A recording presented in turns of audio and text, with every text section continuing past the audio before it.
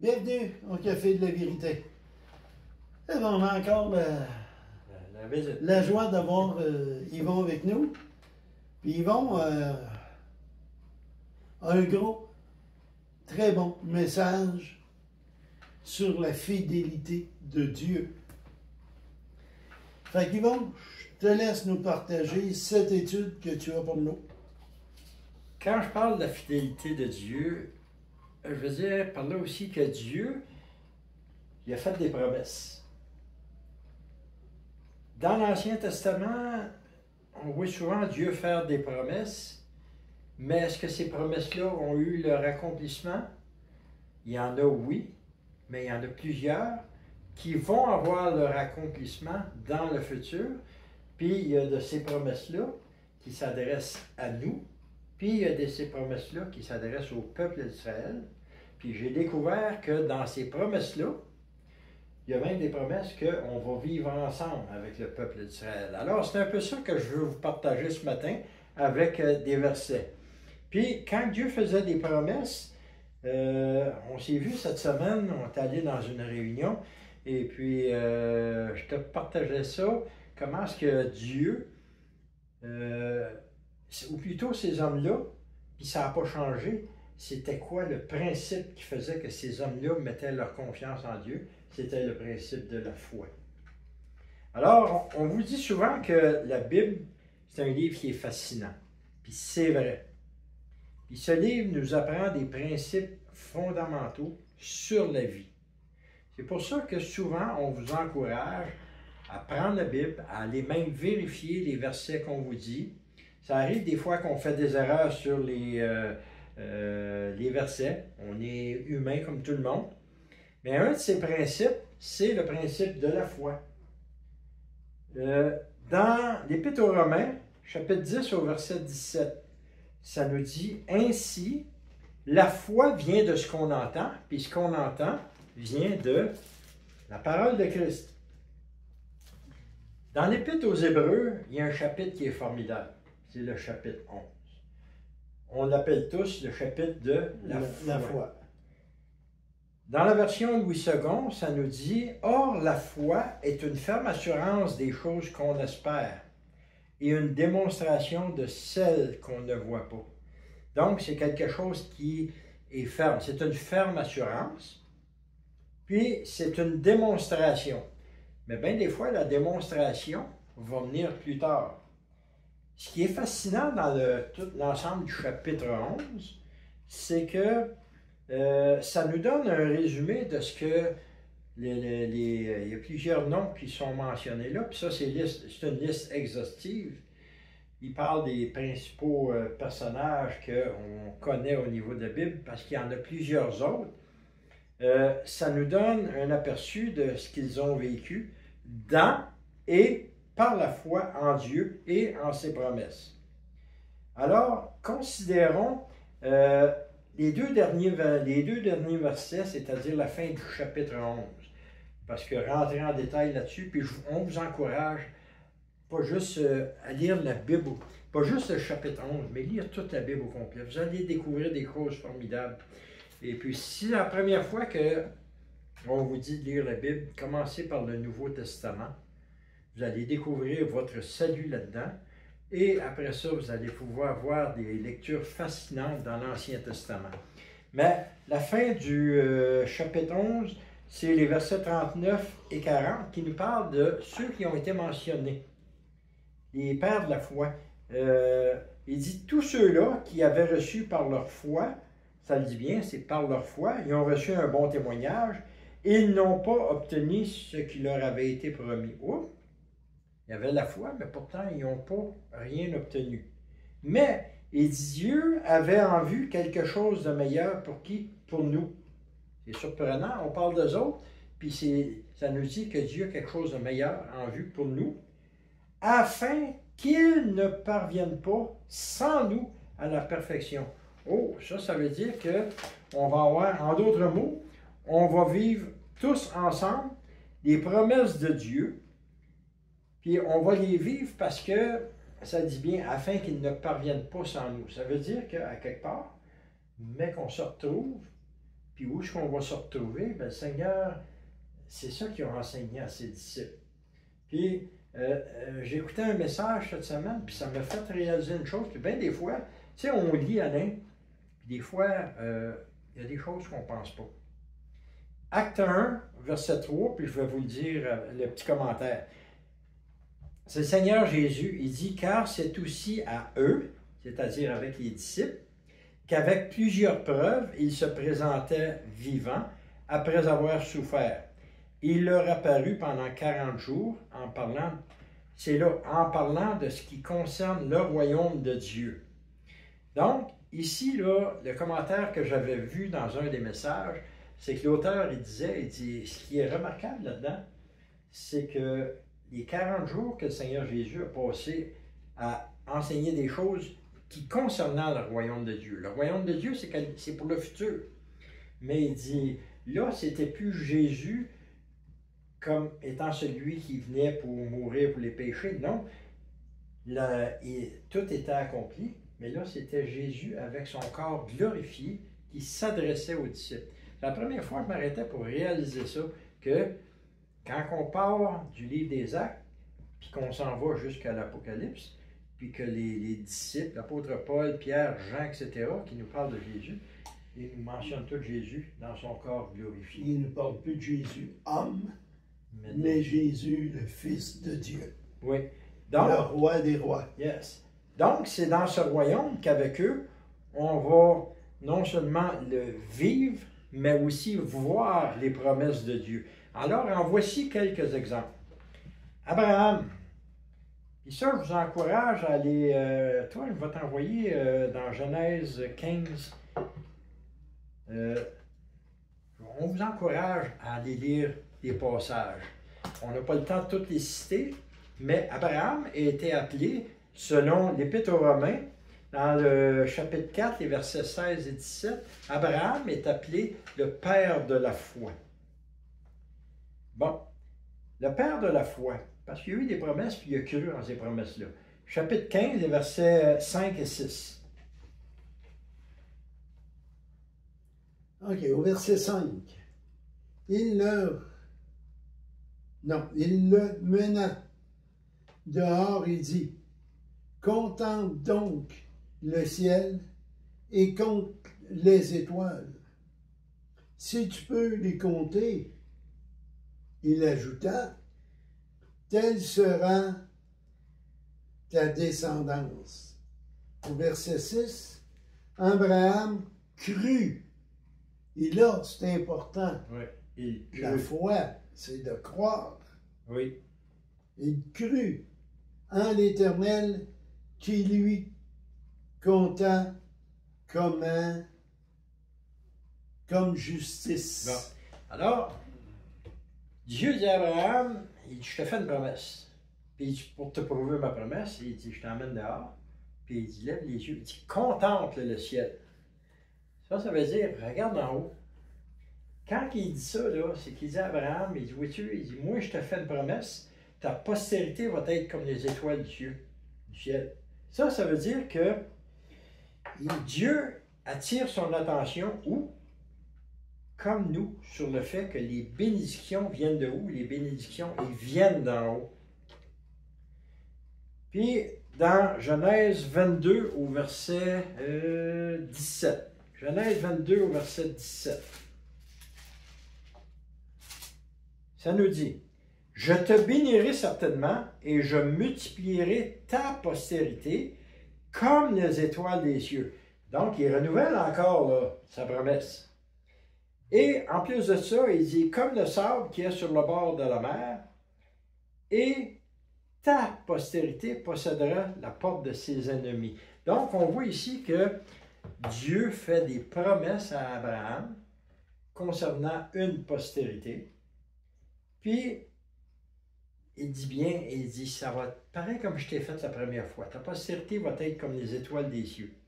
Mais ce qui est fascinant, c'est que on a une promesse qui s'adresse à nous autres aussi, dans les promesses que Dieu a faites à Abraham. Chapitre 26 de Genèse, au verset 4, ça nous dit, « Et je multiplierai ta postérité comme les étoiles des cieux. Ça fait déjà la 3e fois qu'il lui répète la même chose. C'est toujours l'Éternel qui dit ça. Je donnerai à ta postérité tous ces pays ici. Oups, le Seigneur, il dit qu'il était pour lui donner un pays en particulier, puis que les autres pays, à quelque part, vont recevoir des bénédictions. Mais là, c'est la façon que ça finit. Il dit, toutes les nations de la terre seront bénies en ta postérité. C'est non pas en tes descendants, mais en ta, c'est au singulier. Puis il dit bien, c'est que toutes les nations de la terre. Donc, la postérité dont il est question ici, c'est Jésus-Christ. C'est Jésus-Christ. Donc, en Jésus-Christ, nous autres, on fait partie des nations. Puis le Seigneur, il dit qu'on va recevoir des bénédictions face à ça. Donc, Dieu, là, il ne pensait pas juste au peuple d'Israël, mais il pensait à nous autres dans ses bénédictions. Puis il dit bien, il dit « ils vont ». Donc, c'est dans un temps futur. Donc, Pierre, dans son premier discours sur le... Tu te souviens, quand l'effusion d'esprit était donnée à la Pentecôte? Oui. OK? Il a fait un message. C'était tout un message d'espérance. On vous encourage aussi à lire le chapitre 2 du livre des Actes. J'ai pris un verset en particulier. Non, excusez, 3 versets. Dans Acte 2, à la fin du verset 37, des hommes qui étaient là, qui entendaient le discours de Pierre, ils venaient de différents pays d'alentour. Donc, ça commençait à faire partie des nations. Les nations commençaient déjà à entendre la parole. Ils ont dit aux Juifs qui étaient là, c'est-à-dire à Pierre ou les 120 qui étaient dans le champ haute, qui avaient reçu l'effusion du Saint-Esprit, « Frères, que ferons-nous? » C'est une question qu'ils ont posée. On va faire quoi? La question se pose pour vous aujourd'hui. Que ferez-vous? Pierre leur répondit. Puis c'est ceux qui écoutent les messages que notre frère Alain donne, puis ceux qu'on donne aussi, Pierre, il dit la même chose. Repentez-vous. Il finit son message en leur disant, repentez-vous et que chacun de vous soit baptisé au nom de Jésus-Christ. Pourquoi? Pour le pardon de vos péchés, puis vous recevrez le don du Saint-Esprit. Mais là, c'était juste pour ceux qui étaient là? Non. Verset 39, il continue, il dit, car la promesse est pour vous, pour vos enfants et pour tous ceux qui sont au loin. Ouh, là, ça commence à nous concerner, là. Parce que nous autres, on était au loin. On n'existait probablement pas à l'époque, mais on était au loin. En aussi grand nombre que le Seigneur notre Dieu les appellera. Alors, on va se plonger dans le futur. On a vu que Dieu a fait des promesses à Abraham. On s'en va dans le futur. OK? Apocalypse 7. Toi, je vais t'envoyer dans Apocalypse 19. Ça va être le premier verset. Apocalypse 7, au verset 9, ça nous dit, « Après cela, je regardais, et voici une grande foule que nul ne pouvait compter de toute nation. » Oh! Abraham avait reçu cette promesse-là, là. Les nations étaient pour être bénies. Oui. Là, on est dans le futur, on est rendu dans les jugements qui commencent, on est rendu dans des moments critiques qui s'en viennent, puis ça dit qu'il y avait une grande foule qui est en haut, de toutes les nations, de toutes les tribus, de tout peuple, de toute langue. Ils se tenaient où? Devant le trône et devant l'agneau, revêtus de robes blanches et des palmes à la main. Chapitre 19 au verset 1, ça nous dit quoi? Après cela, j'entendis comme une voix forte d'une foule nombreuse dans le ciel qui disait « Alléluia! Le salut, la gloire, la puissance sont en notre Dieu avec un grand D. » OK. Donc, on voit ici encore une fois que les promesses, on va les vivre, ces promesses-là. Mais il y en a fait qu'il y a. Israël n'est pas là. Qu'en est-il du peuple d'Israël? J'ai cherché la réponse. Puis, le Seigneur m'a envoyé dans le livre du prophète Jérémie. Jérémie, dans le chapitre 31. Au verset 3, ça nous dit « De loin l'Éternel se montre à moi ». C'est-à-dire Jérémie qui était un Juif. Mais il s'adressait aussi pour son peuple. Il dit « Je t'aime d'un amour éternel, c'est pourquoi je te conserve ma bienveillance ». Au verset 10, il s'adresse à nous, là. Il dit « Nation, écoutez la parole de l'Éternel et publiez-la dans les îles lointaines. » À cette époque-là, les îles lointaines, ça nous concernait.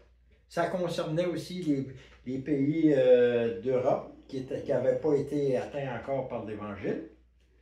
Mais il dit, publiez-la dans les îles lointaines et dites, celui qui a dispersé Israël les rassemblera et il le gardera comme un berger son troupeau. Le Seigneur, il s'est présenté dans Jean 10 comme étant le bon berger pour ses brebis. Nous sommes ses brebis, Israël aussi fait partie du troupeau. Puis, la clé de tout ça, c'est le verset 35 et 36 qui vont nous emmener dans le futur pour comprendre pourquoi est-ce que ces promesses-là concernent Israël. Alors, dans le verset 35, ça nous dit « Ainsi parle l'Éternel, qui donne le soleil pour éclairer les jours et les phares... » Ainsi parle l'Éternel, qui donne le soleil pour éclairer le jour, les phases de la lune et les étoiles pour éclairer la nuit.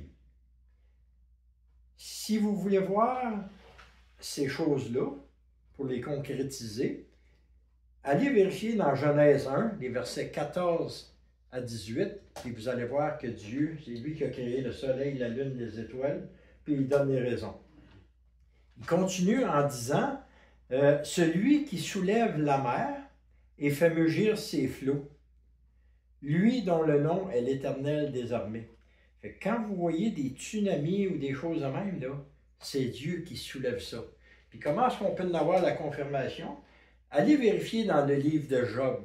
Job a un entretien avec l'Éternel. Dans le chapitre 38, lisez, vous pouvez tout le lire au complet si vous voulez, mais les versets 8 à 11, ça vient confirmer ces choses-là, puis le verset 16 également. Comme quoi que c'est Dieu qui a un contrôle sur la mer, sur les cours d'eau. Il y a un contrôle sur tout. Un contrôle sur tout. Puis là, il rajoute, il dit, si ces lois, c'est-à-dire, on appelle ça les lois de la nature, viennent à cesser devant moi, oracle de l'Éternel ou parole confirmée par l'Éternel, la descendance d'Israël cessera aussi pour toujours d'être une nation devant moi. Oh! L'accomplissement de cette parole, Israël et les nations vont ne faire qu'un. Donc, il dit qu'à un moment donné, là, si les lois du ciel viennent à cesser, Israël aussi va cesser d'être une nation. Depuis 1948, Israël est redevenu une nation. Elle l'est toujours aujourd'hui. Puis, selon ce qu'on voit aussi dans la parole, même dans le millénaire, dans le millénium, Israël va être encore une nation. Oui. Mais ces paroles-là... C'est dans la Nouvelle Jérusalem. Exactement.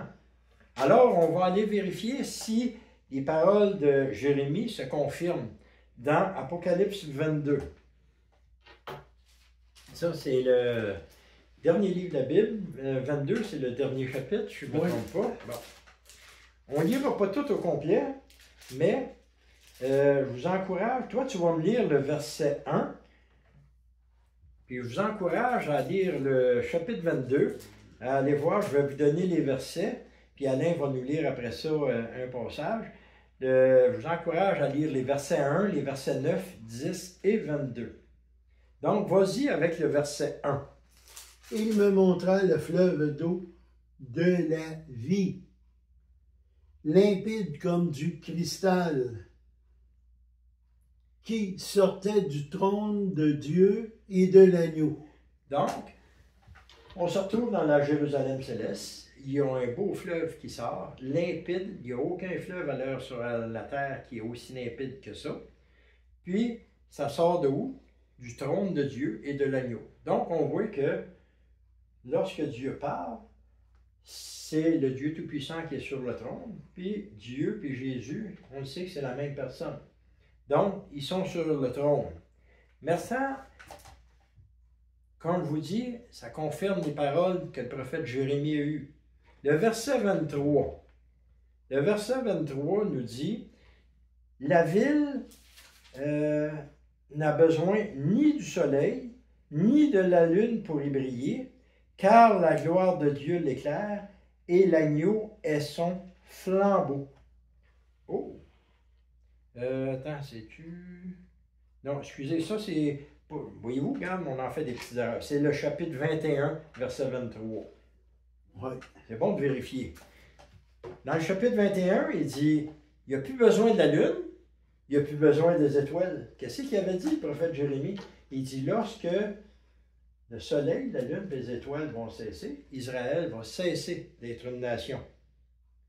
En résumé, là, Apocalypse 21, Apocalypse 22, c'est Israël, comme on le voit, là, la promesse de Dieu s'accomplit. Israël va cesser d'être appelé une nation. Pourquoi? Parce qu'on va ne former qu'un pour louer puis pour rendre grâce au Seigneur. Israël cesse d'exister, elle est unie avec les croyants de toutes les nations. Quand il parlait des nations, Abraham, Dieu avait en vue les croyants de toutes les nations qui se convertiraient à lui. Alors nous serons comment? Nous serons tous ensemble avec le peuple d'Israël, des serviteurs de l'agneau. Comme je vous ai dit, on n'a pas le temps de lire tout au complet, mais il y a des versets des fois qui nous titillent des choses. Les versets, toujours dans Apocalypse 22, les versets 3, 4 et 5, on ne les lira pas, mais il y a un verset qui a tiré mon attention quand j'avais commencé à faire cette petite étude-là, c'est le verset 4. Le verset 4 du chapitre 22, ça nous dit quoi, Alain? Vous allez voir que des fois, une petite parole, là, nous amène à voir d'autres choses. Et verront sa face, et son nom sera sur leur front. OK. Lorsqu'il dit « et ils verront sa face », il parle de ses serviteurs, c'est-à-dire de toutes les nations qui se seront converties et du peuple d'Israël. Ils verront sa face. Exode 33. Ça m'a ramené là. Hey, on recule loin, là.